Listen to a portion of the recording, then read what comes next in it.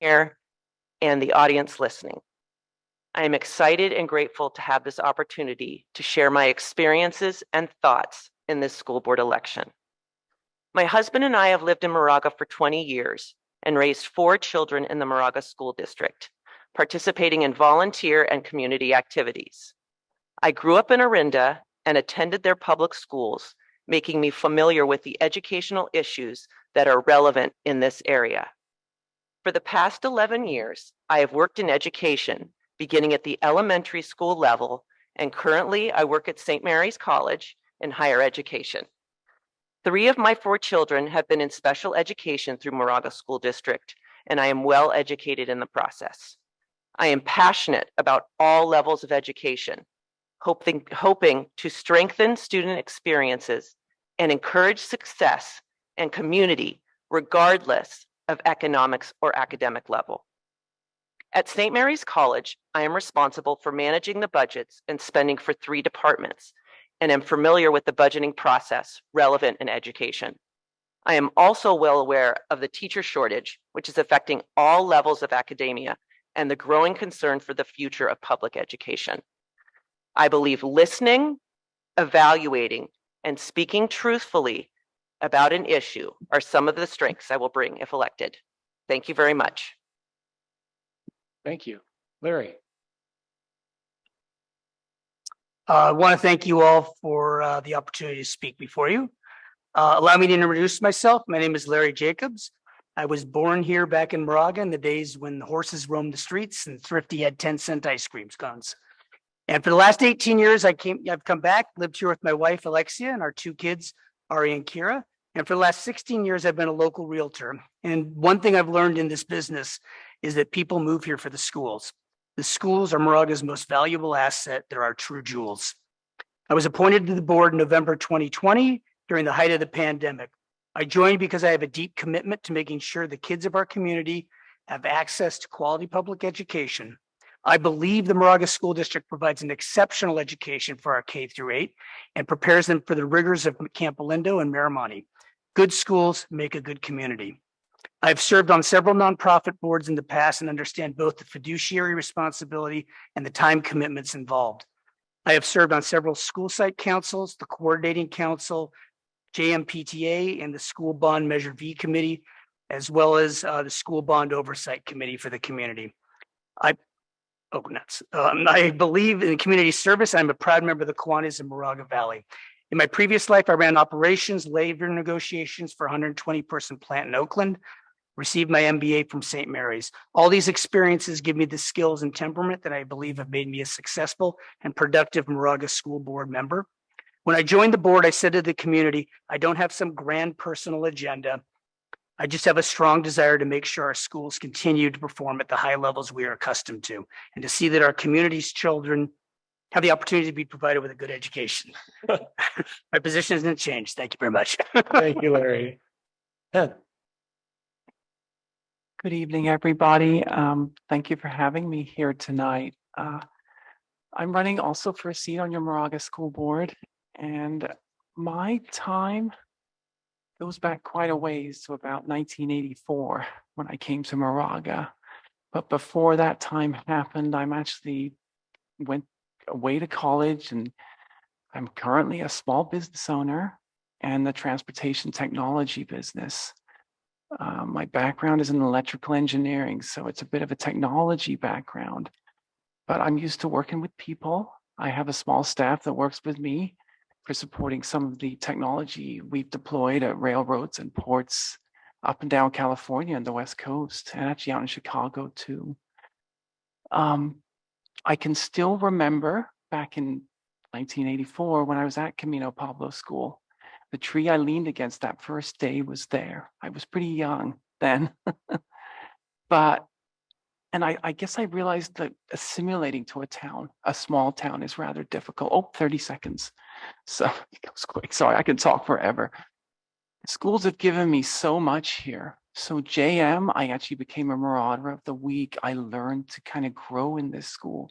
I went on to Camp Alindo and did auto shop and track. I have an award from Camp Alindo, Industrial Arts 1992. It stays with me. It's just as valuable to me, maybe as much so as my college degree. Where am I going with this? Our education is important. We need to cherish our education, treat it with care. And I hope you give me a chance to take those same values and apply them to our schools. Thank you so much.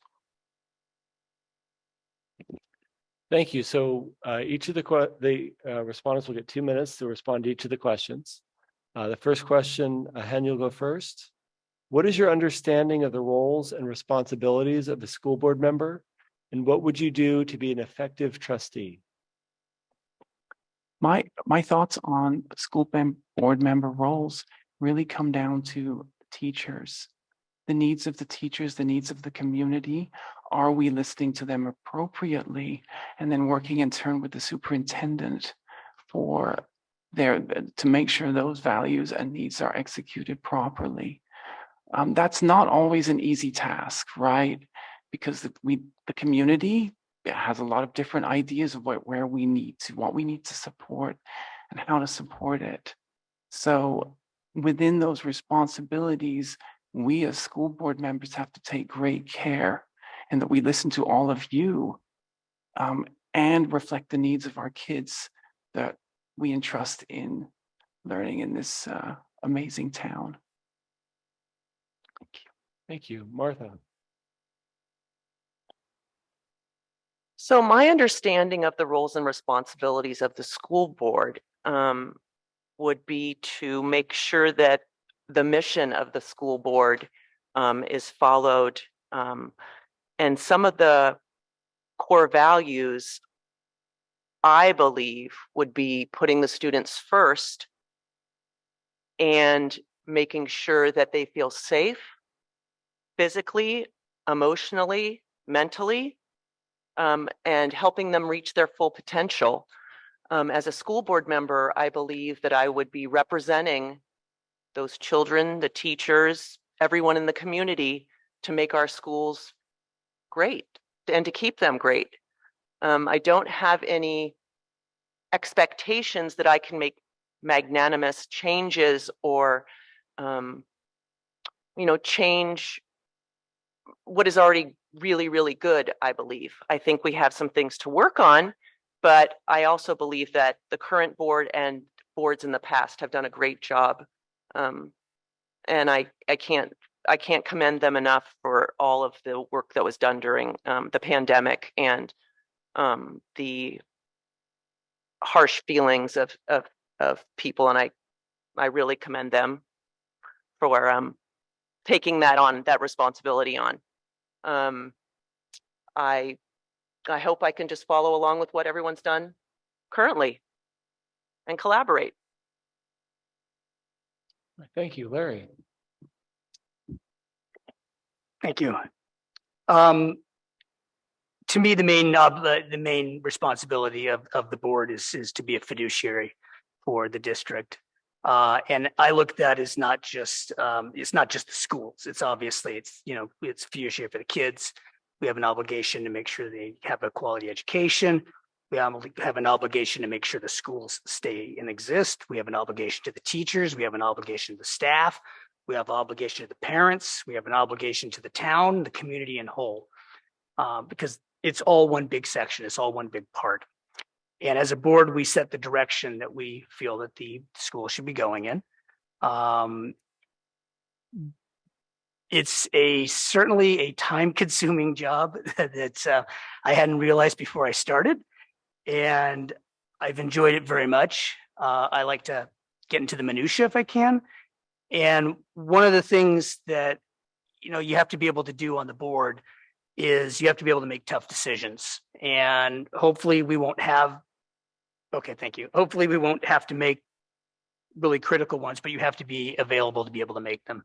And you have to have the skill set and the temperament to be able to do things that are not going to make everybody happy. I believe that the board has to be there for the community.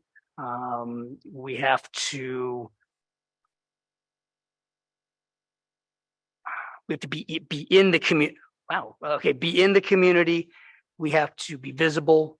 It's important to just be at school events to see what things are going on, to delve into the actual activities so that we can see firsthand what's actually the policies that we're setting out are actually accomplishing and doing, and seeing how they interact with the kids and the teachers. Yeah, that's about it. Thank you. Our second question, if you could please identify one or two important issues or challenges facing the Moraga School District, and please explain how you would like the district to address those. Hen, you're first. Bullying. So last year, towards the end of the school year, I did get to talk to a few folks, and one concern that came up was the extent of how our kids struggled. And that was a little upsetting to me. I felt like not everyone is completely heard in our school system. And I went back into kind of the parent reviews. There's some websites you can look at, which back to 2018, I see some similar concerns that my kid was not heard. My kid felt there was a particular person in a class that gave them a problem. And how can we change that? I think we're doing great academically, but how can we take it to the next level so that this is a safe space, a caring space for everyone that walks into our town, comes to our town with their kids that they entrust in our school institution. The second thing, if I've got a little bit of time, is traffic. And this goes back to the, 1 minute, okay. Speaking about traffic in schools, I struggle with it daily, getting my younger kid to Camp Lindo High School from the other end of town. And it's like a race course, dodging, cars and people and trying to be safe. And what can we do to alleviate that? So there's a public transportation. Is it start times? I don't know. But as a parent, it's a frustration just for that. Okay, this school, JM gets out at this time. I've got 10 minutes to get to Campo. These are just some frustrations I've seen as a citizen of the town. So a couple of things. Thank you. Thank you. Larry.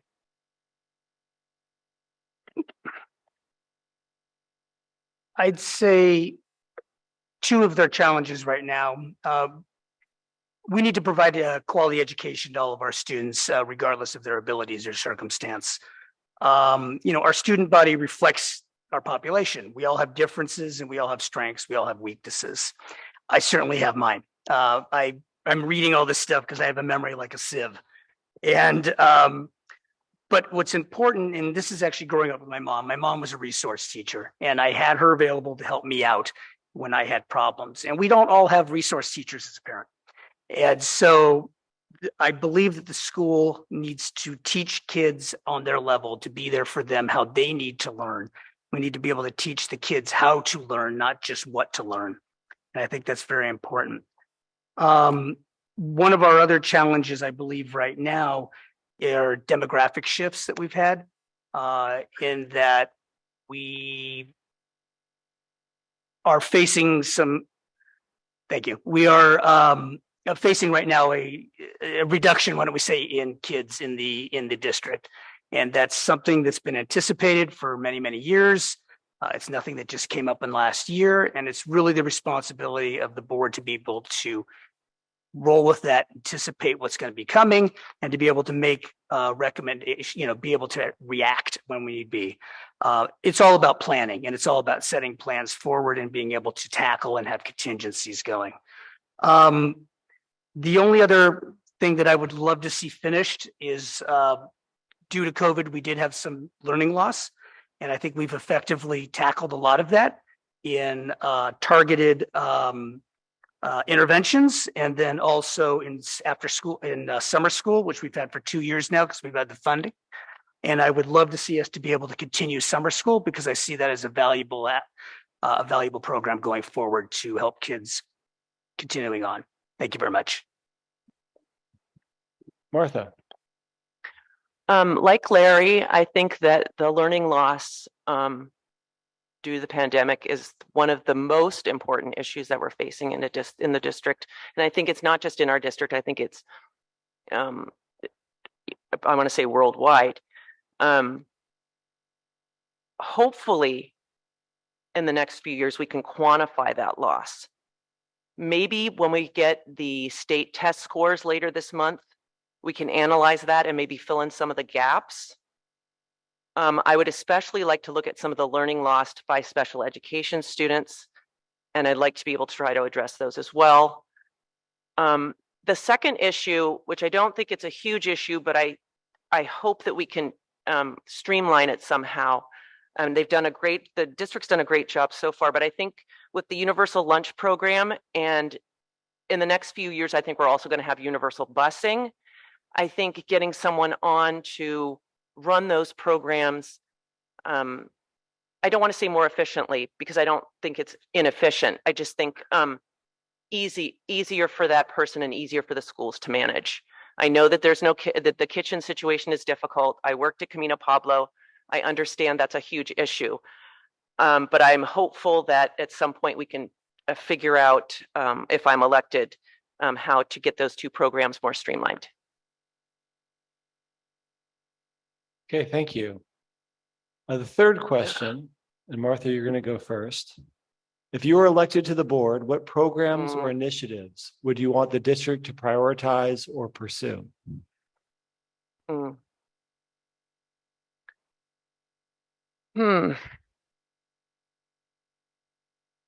I don't want to say programs, but following along with what I said on the universal lunch and universal busing programs, it seems to me that those things,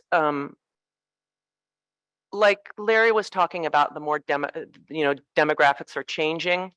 I'd like to be able to streamline those programs better. I know, talking about traffic and things, that the buses would be, if we can get that going, and I think we're going to have to get the buses situation going, that would reduce traffic, that would reduce cars. It would make it easier for kids getting to school. And I know that's not going to be easy because I know buses are expensive and I know we have a lack of bus drivers. So I'm thinking that that's one of the things that I would like to see as an important initiative or program. Thank you. Larry. Yeah, sorry. To reiterate, one of the things I would like to see programs to continue on is summer school. I think it's very effective, and I think the kids benefited greatly from it, and I think the parents would attest to that.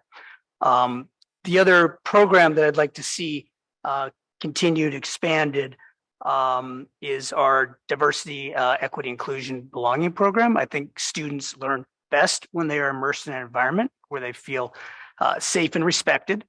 And we have an obligation to support a climate of mutual respect, tolerance, and acceptance, period. And kids learn best when they feel safe. Kids learn best when they feel secure. And I think as a school, we need to continue to do all we can to promote that. No kid can learn when they're constantly under stress, and we need to do anything we can to reduce that. Let's see. I think I'll go there. It's fine. Thank you. Thank you. Hen.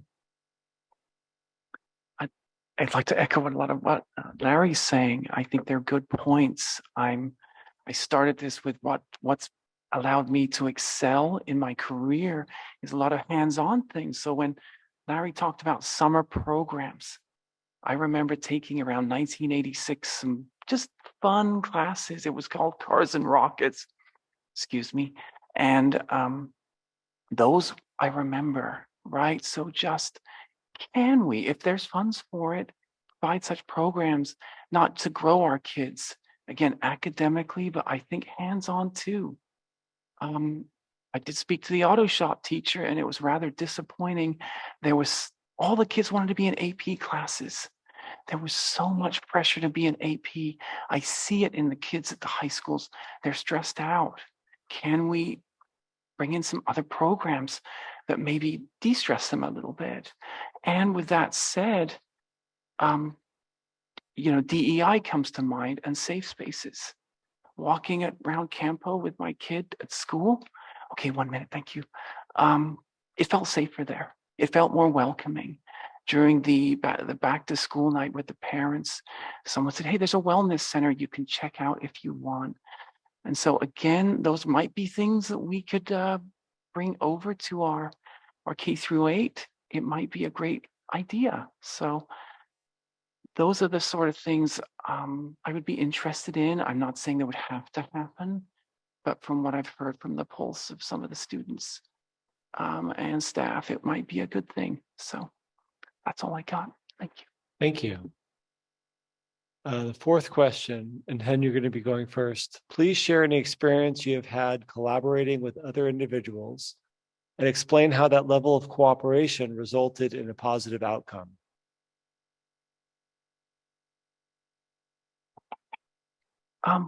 Collaboration is so important. And I think the bottom line is it does come down to respect. We can't work together if we don't respect each other. We respect everybody. And so a lot of the teams I've worked with, most of the time on the job site isn't getting the job done, it's getting folks to work together. And that really is a constant of human life. And I think we can take those experiences with collaboration, with solving problems. When you're solving a math problem, what is the best way to solve this problem? Do you ask others for help? Do you try and do it yourself? Do you try and do a bit of it, in between, working with people and by yourself? So collaboration comes down to respect first, then let's listen to what each of us have to say at the board level, at the teacher level, so we can get a job or a task done. Thank you. Thank you. Larry.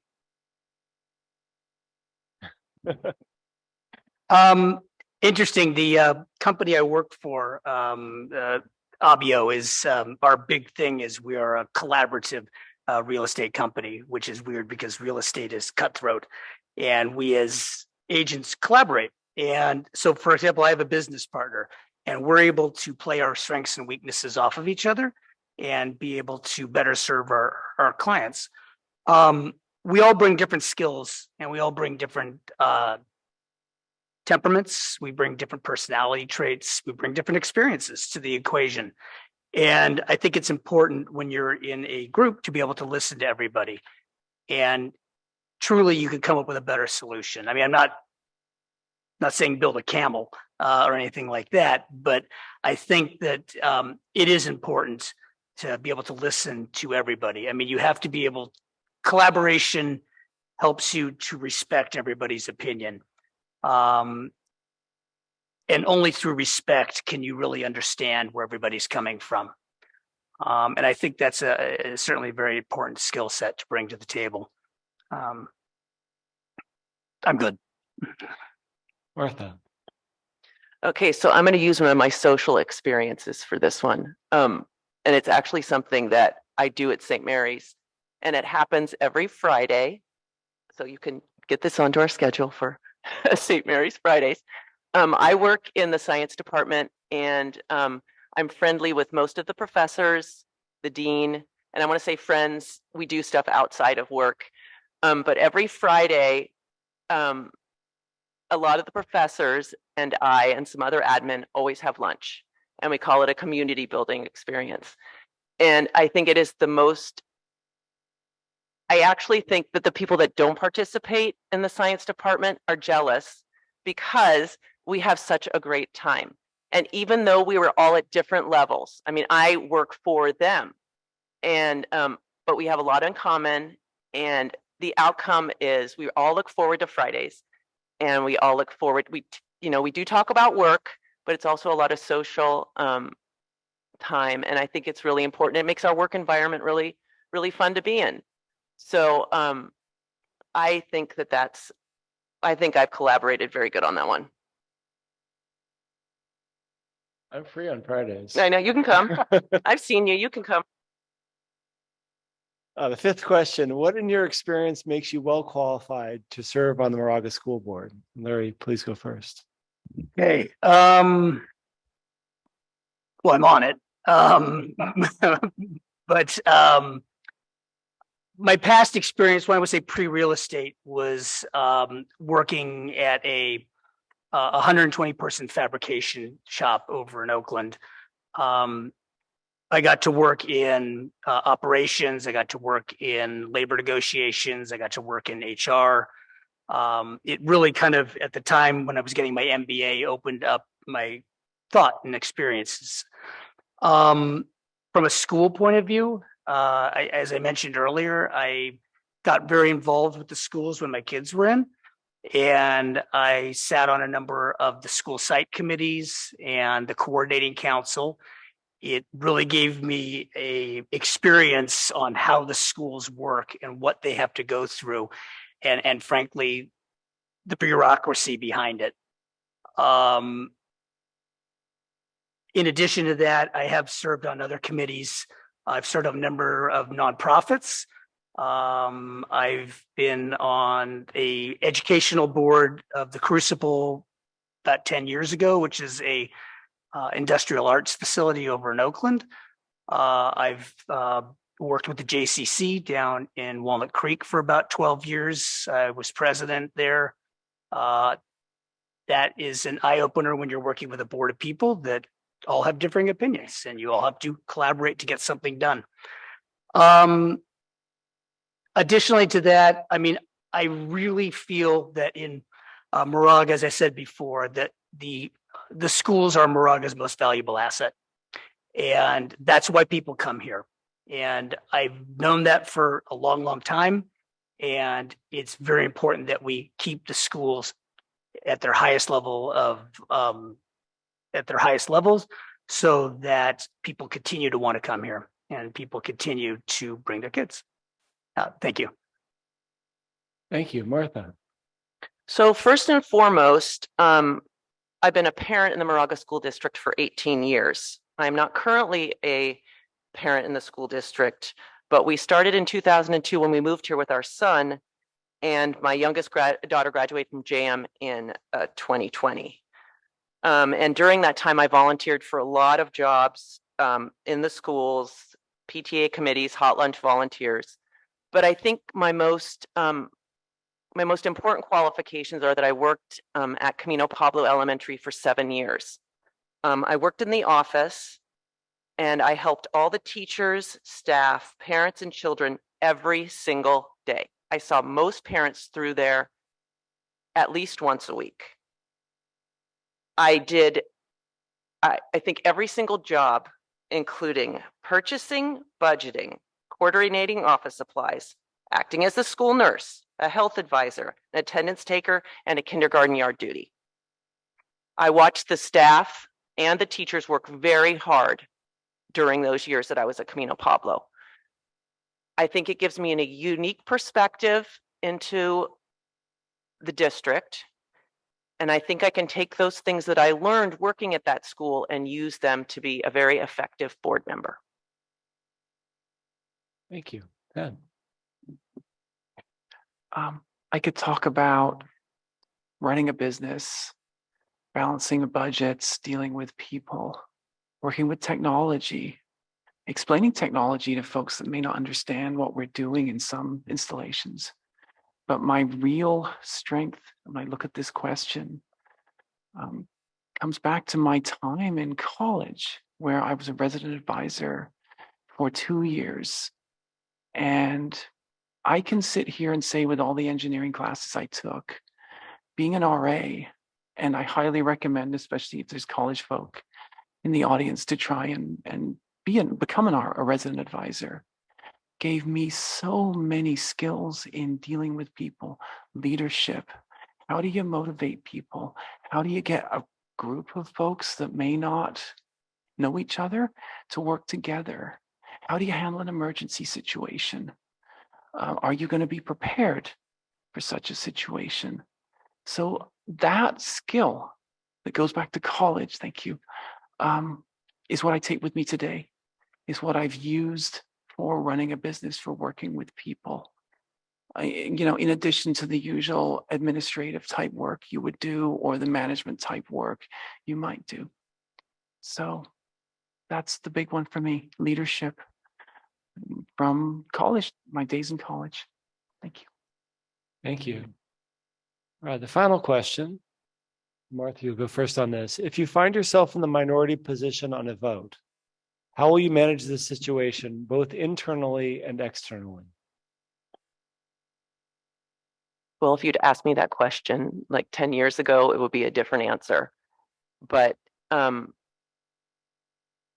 if I'm in the minority vote, I will accept that I'm in the minority vote, and I will move on. And again, like I said, if you had asked me this 10 years ago, it will be different. I would be able to let it go internally, and I would not talk about it externally, if I think that's where this question is going. I've been to many board meetings, and I've listened to some on Zoom, and I've been at some board meetings in person. And I have to say, and I wouldn't want to say this about any of the COVID decisions because I would never have wanted to have, I commend everyone that was involved in that because it would have been very difficult. I agree with a lot of the things that the district is doing, not everything, but the majority of the things.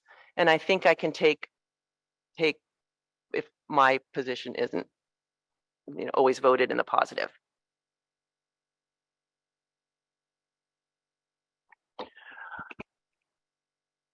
Sorry. When I don't like to make unilateral decisions, and as friends and coworkers that are close to me, I do ask for a lot of opinions, thoughts, ideas on solving problems, coming to decisions. I find if I'm in the minority in a decision, then I'm usually doing something wrong. So my thoughts are multiple. If we're in that position or there's one person that disagrees, maybe we need to take a pause and say, why? What are the concerns of those folks? Can we accommodate those folks and accommodate the needs of the greater majority? Again, it comes back to collaboration and how you work together. And unfortunately, what we see around us today is not a lot of that. But hopefully here in the Moraga School District, we can do that. Thank you. Thank you, Larry. I think someone once said you can't always get what you want, but if you try sometimes. I think the main thing is somebody's always going to be in the minority, and sometimes it's going to be you. And in the process at the end, you have to be able to listen to everybody. You have to be able to respect everybody's opinion. You have to be able to listen to the facts. You have to be able to keep an open mind. And then you have to be able to analyze. But at the end of the day, if you are the lone vote against, we go forward as a board. I mean, that's the decision that's made. And that's the way it works, in out here. So, I mean,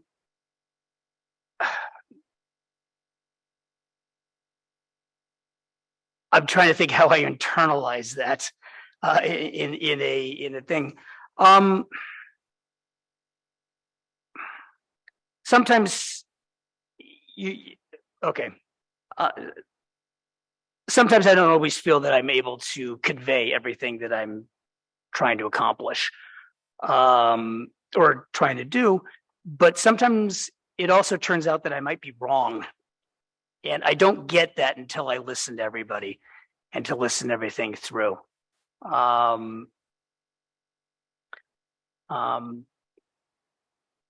least that's how I manage it. But thank you.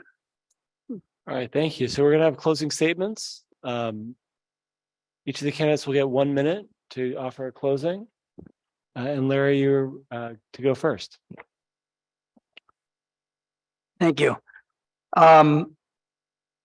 Just to summarize, my priorities would be as this. I went through the public schools here. I mean, I was born here. I went through CP, I went through JM, I went through Campo.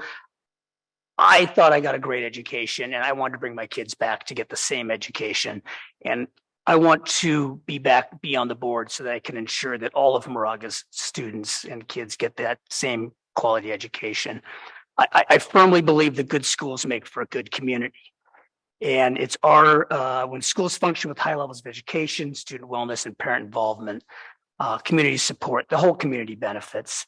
I also really believe children need a safe place to learn by minimizing our physical and mental stresses, respecting them for who they are. We allow students to thrive and achieve our potential. In closing, I'd say the attributes I most admire about this community is that for the most part, people are very passionate, but they're respectful. Parents have opinions. Oh, wow. Okay. Oh, well, thank you for your consideration. And if elected, I will strive to continue to earn your trust. Thank you. Thank you. Martha. Well, I think having been a parent in this district for 18 years and having 4 children go through the district, and my experience working in the district, I think I'm going to bring a unique and valuable perspective if I get elected to the Moraga School Board. I think I can support parents and students with my experience, and I hope that you will vote for me on November 8th. Thank you. Hen. Thank you for all your time to hear all of us tonight. We are lucky to have such amazing schools here and a university too, I should add. It's an incredible place. And with that, we have a lot of responsibility, a big opportunity, not just academically, which I think we can all agree is stellar here, but also having a caring and inclusive place, which can accommodate all of us. Whoever you choose among our amazing candidates and the one that could not attend tonight, I hope you encourage our schools to be healthy, safe, caring, nurturing spaces for everyone that we welcome to our town and their kids. Thank you. Thank you to each of our candidates.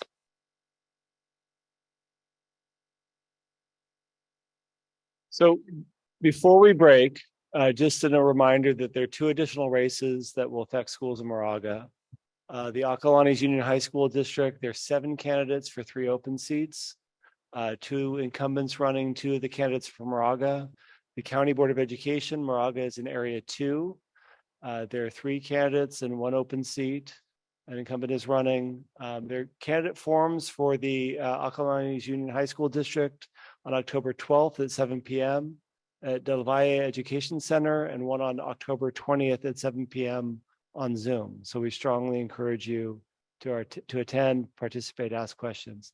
With that said, we're going to take a 5-minute break. Again, get up, stretch your feet, stretch your legs, check on the 49er score, whatever is your comfort. We'll reconvene in about 5 minutes. Thank you.